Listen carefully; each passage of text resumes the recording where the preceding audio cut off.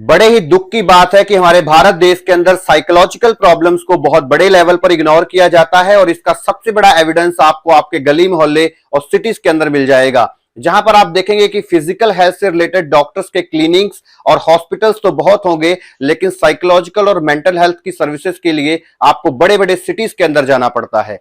Guys, आज हम इस वीडियो के अंदर बात करने वाले हैं एक ऐसे डिसऑर्डर के बारे में जो बहुत कॉमन है और हर तीसरे बच्चे को हमारे देश के अंदर होता है और जिसको बहुत बड़े लेवल पर इग्नोर किया जाता है। तो वीडियो को स्टार्टिंग से लेके एंड तक जरूर देखिएगा, कोई भी पार्ट मिस मत करिएगा। हो सकता है कुछ ऐसा हो जो आपके बच्चे की हेल्थ से रिलेटेड हो, तो वीडियो स्किप मत करिएगा, पूरा वीडियो देखिएगा। चलिए वीडियो स्टार्ट करते हैं। हम बात करने जा रहे हैं attention deficit hyper activity disorder की, जो बहुत ही सीरियस और बहुत ही कॉमन डिसऑर्डर है, जिसे एडीएचडी भी कहा जाता है।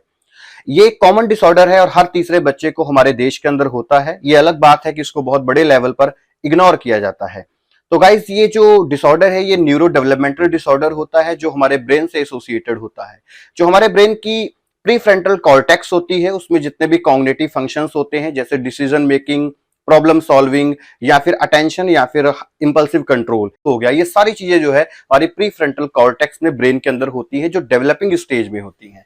जितनी देर तक वो डेवलपिंग स्टेज में होती हैं या अंडर डेवलप स्टेज में होती हैं, तब तक एडीएचडी के सिम्टम्स जो है किसी भी एक इंसान के अंदर देखे जा सकते हैं। और ये प्रॉब्लम्स जो है ये बिगिनिंग भी हो सकती है, यानी कि चाइल्डहुड में भी हो सकती हैं और अडल्ट एज में भी हो सकती हैं। सबसे प्राइमरी और सबसे पहला जो सिम्टम ऐसे बच्चों के अंदर होता है उसे कहते हैं इनअटेंशन, जिसके कुछ पॉइंट्स हैं जो आपके साथ डिस्कस करूंगा। नंबर 1 पे आता है कि वो बच्चा किसी एक टास्क और एक्टिविटी के ऊपर ज्यादा समय तक जो है वो अटेंशन नहीं दे पाता है। नंबर 2 पे फॉरगेटफुलनेस, यानी कि वो अपने सामान को रख के भूल जाता है। अगर उसने मान लो पेंसिल या पेन कहीं एक जगह पर रखा है तो भूल जाएगा कि उसने अपना सामान कहां रखा था।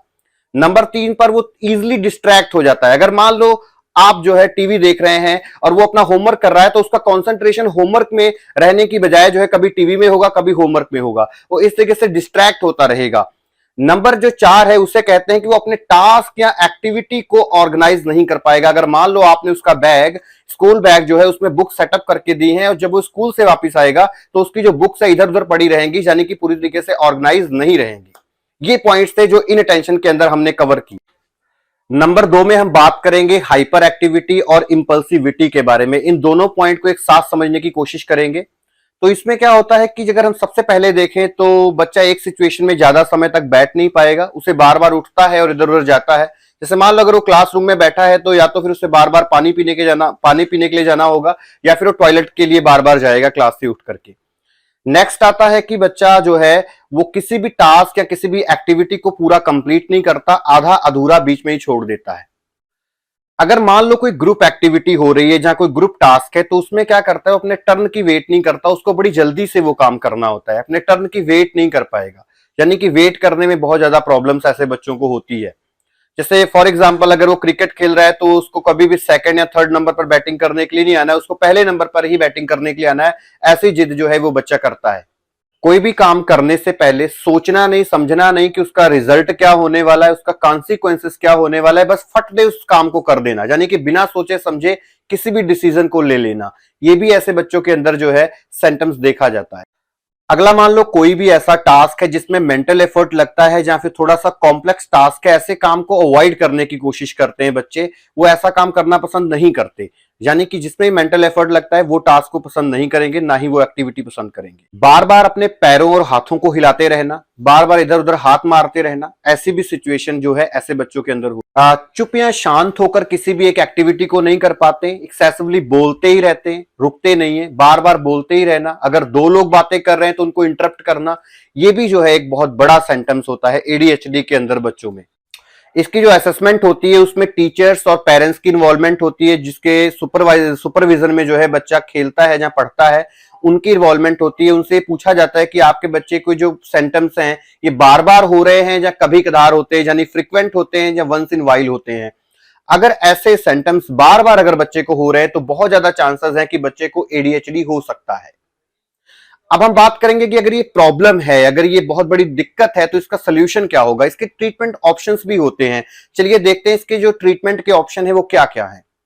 ट्रीटमेंट में सबसे पहले आती है बिहेवियर थेरेपीज, जिसमें सीबीटी होती है, जिसे कॉग्निटिव बिहेवियर थेरेपी कहते हैं। ये बहुत बड़ा इसका योगदान होता है बिहेवियर चेंज में, जिसमें कि एक नेगेटिव बिहेवियर को पॉजिटिव बनाया जाता है। नंबर 2 पे पेरेंट्स ट्रेनिंग होती है, पेरेंट्स की स्किल ट्रेनिंग होगी, जिसमें पेरेंट्स को जो है कुछ ऐसी स्ट्रेटजीज दी जाती हैं जिससे वो अपने बच्चे के जो बिहेवियर है इसको रेगुलेट कर पाते हैं। इसके अलावा टीचर मैनेजमेंट होता है, टीचर को कुछ ऐसी स्ट्रेटजीज दी जाती हैं जिससे कि वो बच्चे पर खास ध्यान रख करके उसके बिहेवियर को जो है रेगुलेट कर सकता है। इसके अलावा सोशल स्किल्स होती हैं, बच्चे को बताया जाता है कि वो सोसाइटी में जो है किस तरीके से एडिकेट्स रख सकता है या फिर अपने बिहेवियर को कैसे जो है मेंटेन रख सकता है। नंबर 2 पे मेडिकेशन का ऑप्शन होता है, जैसे कि ये मेडिकेशन जो हमने मेंशन किया है, ये दवाइयां भी काफी हद तक जो है काम करती हैं और हेल्प करती हैं ऐसी प्रॉब्लम से बाहर आने के लिए और बच्चों के बिहेवियर को रेगुलेट करने के लिए। लेकिन जो सबसे ज्यादा इंपॉर्टेंट है वो लाइफस्टाइल चेंजेस, जिसमें 3 चीजें होती हैं। नंबर 1 पे होता है डेली रूटीन, नंबर 2 पे होता है डेली एक्सरसाइज और नंबर 3 पे होता है डाइट। अगर ये तीनों चीजों को अच्छे से रखा जाए तो हम इस प्रॉब्लम्स को और जल्दी जो है ठीक कर सकते हैं।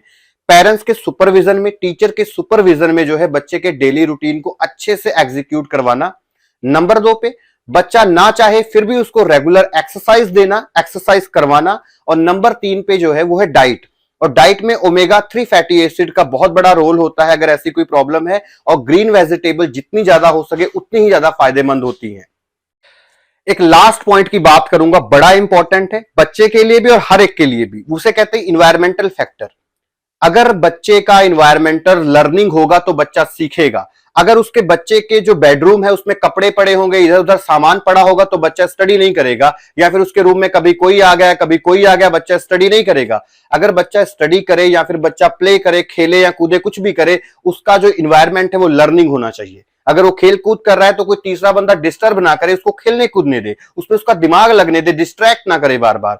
अगर वो स्टडी कर रहा है तो बार बार कोई रूम में जाए ना, कोई आए ना। उसके पास एक टेबल, एक चेयर होनी चाहिए जो एक लर्निंग इन्वायरमेंट हो, जो बच्चे को कहे कि हाँ भाई बैठो स्टडी करो। अगर ऐसा इन्वायरमेंट होगा तो बच्चा स्टडी के लिए अपने आप उत्सुक होगा और वो स्टडी करेगा। अगर उसका इन्वायरमेंट ही खराब होगा तो स्टडी नहीं करेगा। तो इन्वायरमेंट बहुत जो है वो मैटर करता है, इन्वायरमेंट लर्निंग होना चाहिए। उम्मीद है कि आपको मेरा ये वीडियो पसंद आया होगा। अगर पसंद आया है तो शेयर करना बिल्कुल मत भूलिए, बहुत इंपॉर्टेंट है। लोगों तक इस जानकारी को पहुंचाइए ताकि लोग भी अपने बच्चों को एडीएचडी जैसी गंभीर प्रॉब्लम से बाहर निकाल सकें और इसका समाधान पा सकें।